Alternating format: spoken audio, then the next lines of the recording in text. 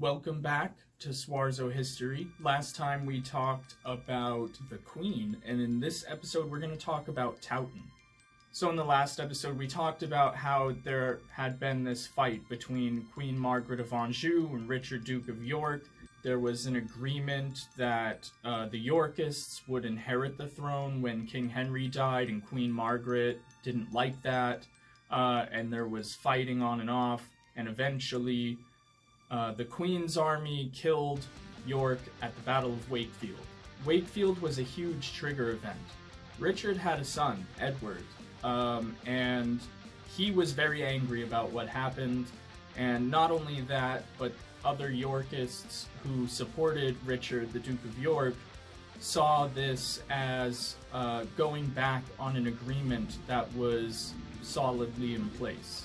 So to Edward and other Yorkists, what happened was basically the Queen went back on this deal and wouldn't accept it and ended up killing the next in line to the throne. Obviously, Queen Margaret saw this totally differently, and she saw the Yorkists as rebels and saw them as trying to usurp the throne from the rightful king. And they were trying to keep the throne out of the hands of her son, who she saw as the true next in line. Anyway, Wakefield was a big enough deal that Edward, Richard York's son, was able to get enough backing to actually publicly denounce King Henry and proclaim himself as rightful King of England. And we talked about how that kind of thing was pretty rare, and people tended to tiptoe around the fact that they were rebelling. There's a storm. It's also super hot in this room. So now we actually have Edward saying, "I'm coming after the king, I'm taking the throne." And the result is the Battle of Towton, which happens in March 1461 on a Palm Sunday. And it's important to note that King Henry himself was still kind of being passed around. He was still a prisoner in the hands of the Yorkists, and after Wakefield, the Lancastrians were able to liberate him once again and get him back into their hands. Essentially, there are now two kings in England. One is King Henry VI, and one is Edward IV. Obviously, two kings are not allowed, right? There's only one real king, one true king. The other one is not the true king. And there's kind of an effort to sway people to either side.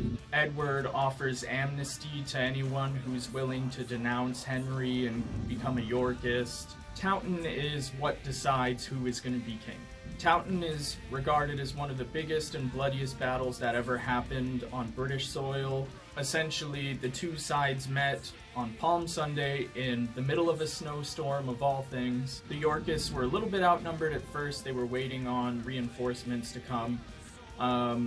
But while they were there and set up, they had the advantage of shooting with the strong winds happening during this snowstorm.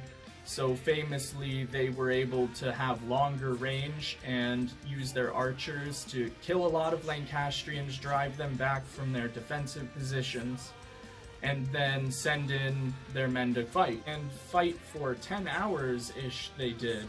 It was a very long battle, happening in the middle of a snowstorm.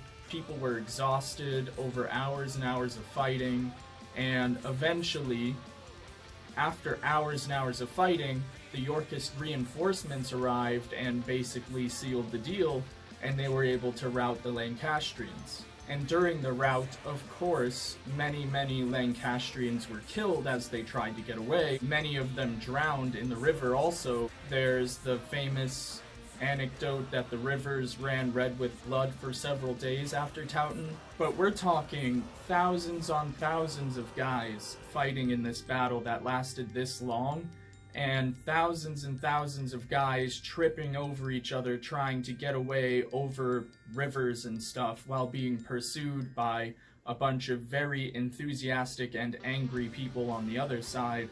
In more recent years, archaeologists have managed to find some mass graves at the battle site.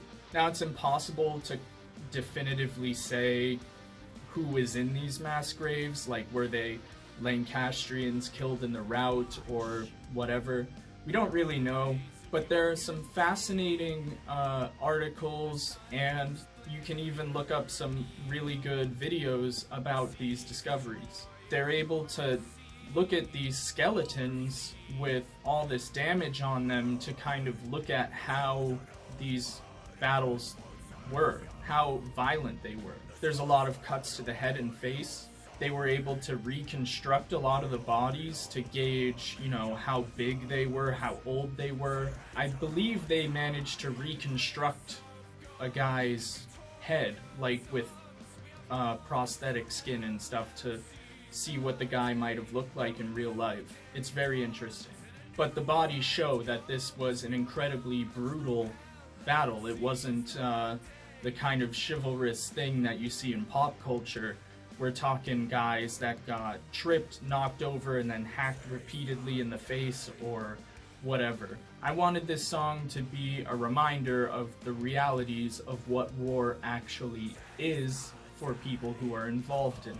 We can talk all day about the legitimacy of Queen Margaret's claim versus Edward's claim or whatever, but it really, when it comes down to it, doesn't matter to the thousands of people that are slaughtering each other at Towton. It's always good to remember when you're doing history that there are real people involved in real events. If you're interested in Towton, I highly recommend you look up some stuff.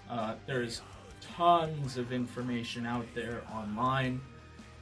There are a lot of good documentaries and things like that about Towton that you can look up. I also highly recommend you look up the mass graves and the research done on the bodies there. So after this somber episode, we're going to move into Seize the Day, which is kind of celebratory. So look forward to that one whenever I do it.